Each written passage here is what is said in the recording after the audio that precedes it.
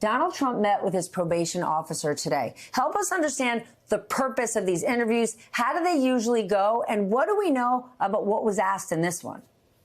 Well, Stephanie, when your probation officer is going to be asking you questions, what they're trying to understand is basically what your setup is around your life. How do you live? What your financial resources are? What will be the impact of a particular sentence if a judge decides, for example, to send you to jail? Are there other people who are depending on you who will be put in a bad position by that? Are you associating with other criminals, which we know in the case of Donald Trump, he is? We can go down the long list. Steve Bannon, Roger Stone, many others, Michael Flynn, the list goes on and on. But most importantly, one of the things that the probation officer is looking to ascertain, and you talked about this in your lead-in, is whether you have any understanding and or appreciation for the crime that you were actually committed of. And I think that Donald Trump has a very difficult tightrope to toe when it comes to this, given everything that he said in the public around this persecution, rather than what he knows is actually a prosecution by the DA's office. And that's going to be something that's going to be hard for him to get around. Ultimately, the probation report is going to be something that the judge takes into account when they make their decision around what sentence they ultimately impose. The DA's office is going to make its recommendation, and of course, Donald Trump's attorneys are going to argue for as lenient a sentence as possible. Sam, Donald Trump has been arguing for months and months and months that there's a two-tier justice system. There is, and it is benefiting him, right? He got to meet virtually with his probation officer. His lawyer was there. And when he speaks at his rallies, he's always saying, I'm doing this for you. I'm standing here for you. But if any of Trump's supporters were in his position, they would not get these special privileges. So why do they keep buying this? Well, you're absolutely right. We wrote about this at Politico, too. When you think back to the gag order that was imposed on Trump at various points in the New York criminal case, that was almost done with reluctance compared to what the precedent would have been for any other person in the justice system. Obviously, Donald Trump is a unique person in the justice system in that he's a former president running for president currently. And so it makes sense that some, leeway is given to him in that regard. But the two-tier justice system does work in his favor in this case. And I would just also argue the second story you're talking about, the Hunter Biden story, is evidence that, in fact, it is not a tilted justice system. The president's own Department of Justice is currently bringing a case against his son.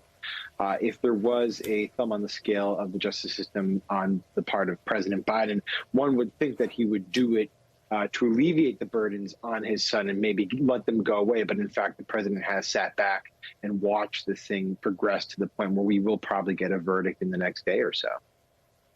Carol, I get that it has been a crazy last 8 years and people have become desensitized, but it is not even remotely normal for the presumptive GOP nominee to be meeting with his probation officer.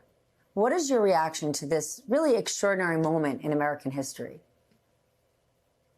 Yes, Steph, I've thought a lot about that and how numb the country has become to everything that we've watched in the last 8 years. You know, nobody can forget, and yet we almost act like it was no big deal when then Republican nominee for president Donald Trump was caught on live tape talking about grabbing women in the crotch, using a coarse word, and saying he could get away with it because he was a celebrity. Starting then and continuing on, it was like a starting gun of new every other week, every other 2 weeks, revelations about Donald Trump as candidate and as a president that made us all kind of gasp and wonder, like, can he survive this? Well, Donald Trump is the Republican nominee for president again. He's the front runner in this race by many polls, and he is a felon who's been convicted of 34 counts of crimes in the state of New York, the city and the town where he once ruled. And all of us are kind of like, oh yeah, that's right, that's how it is. That's sort of the standard now for the last 8 years. It's really important for us all to sort of step back and remember that no president and no former president has ever been charged with a crime. And now we have one who's been convicted and is seeking to return to the White House. Charles, a Manhattan appellate lawyer wrote in the New York Times today that Donald Trump's chances of winning an appeal are pretty slim. What do you think? I think so, Stephanie. I think when you're talking about what it is to appeal a jury verdict, the first thing that people need to understand is that it's an incredibly rare occurrence that the system is going to look at the decision that is made by our Constitution, where you get a chance to have your case heard in front of a jury of your peers, which Donald Trump did, and override that decision absent some sort of extreme miscalculation by the judge or extreme actions by one of the attorneys. Judge Marchand does not get enough credit for the way that he ran this trial. And I think he was very much so aware that all his I's needed to be dotted and all his T's needed to be crossed. And that's exactly why he did run such a tight ship throughout the course of this trial, to make sure that there were as few issues for appeal as possible. That does not mean that Donald Trump's attorneys will not look to seek to find an issue, but the likelihood of them being successful is slim to none. Sam, DA Alvin Bragg here in New York says he will testify before the House about the Trump case, but most likely not until after Donald Trump gets sentenced. He knows what he's going to face with House Republicans. How do you think he's going to handle this? Well, I mean, we knew that the House Republicans were going to do this. They've signaled that they want to protect Donald Trump. They signaled that they've actually wanted to go after the prosecution. There's been various overtures that they wanted to fund Jack Smith, for instance.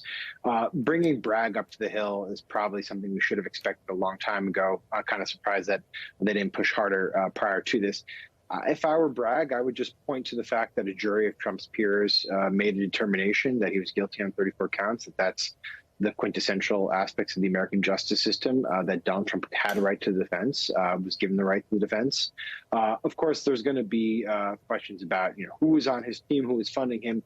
But ultimately, what it comes down to is this is how the American justice system is designed to work. Donald Trump had his day in court. He had his defense. And that's that. The decision was made by a jury of 12, and you have to live with it. That's what we do. Charles, let's shift to what Sam was mentioning a moment ago, the Hunter Biden case. What did you make today of both sides closing arguments and Hunter not taking the stand? Well, I'll go in reverse, Stephanie. It didn't surprise me that Hunter Biden didn't take the stand for a number of reasons. Number one, I think it's very difficult for Hunter Biden to give testimony in any way that's going to try and exonerate him or at least defend against those charges without either incriminating him or at least admitting publicly around his substance abuse. And I think that that's something that he wanted to avoid. I think that his defense team wanted to avoid that. And ultimately, if you're looking at this from a 50,000-foot view, it's also something that would not have been well for the Biden administration to have in the headlines. Not that that has an impact on Hunter's actual case or the charges per se, but I think that that was also a part of the calculus here. With respect to what you heard from the prosecution, this case was very much so straightforward. I think that many legal experts, myself included, understand that when Robert Hur, the special prosecutor on this case that Joe Biden allowed to stay on this case, brought these charges, that this, if anything, that we've seen recently was the most political prosecution that we've seen. And I say that because for these federal charges to be brought, you typically don't see that absent some sort of additional violent offense involving the actual handgun or the weapon that is in question. That's not the case here. Hunter Biden is not charged with that because we don't have those facts. But yet and still, Robert Hur decided to bring these charges against Hunter Biden, and the case for the prosecution is relatively straightforward. So none of it surprises me. What the defense did on their closing argument is you work with the facts that you have. They don't have great facts, and so they have to call into question the timeline. I just don't know whether that will be enough for a jury to either acquit him or result in a mistrial. Sam, the president has already said he will not pardon his son. But if he's found guilty, right, he could be taken into custody. How's the administration, the campaign, going to react to this? Well, they've been really hands-off about it. I mean, they're not hiding the fact that this is taking an immense emotional toll, a mental toll on the president. It is a surviving son. He is a father. But when you ask them about the politics of it and you press them on it, they are incredibly hands-off. As we've reported, there's discomfort in the White House to even talk about this issue with the president himself. He doesn't want to discuss it. It's not that he doesn't think there's going to be any political fallout. It's just too raw for him. the question ultimately comes down to, will Republicans try to potentially capitalize on a guilty verdict? And if so, in what manifestation? We have a debate coming up. It's not beyond the realm of reason to imagine that Donald Trump might use something like that during the debate.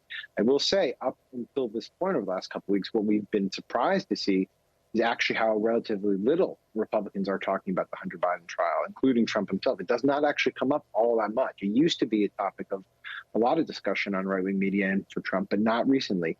And you wonder if that's because they don't want to draw attention to Trump's own legal mishaps, or perhaps they've tested this out and realized that there might be some boomerang effect where people are, in fact, sympathetic or empathetic to Joe Biden if you go after his son, when fundamentally part of what is that issue is an issue of addiction.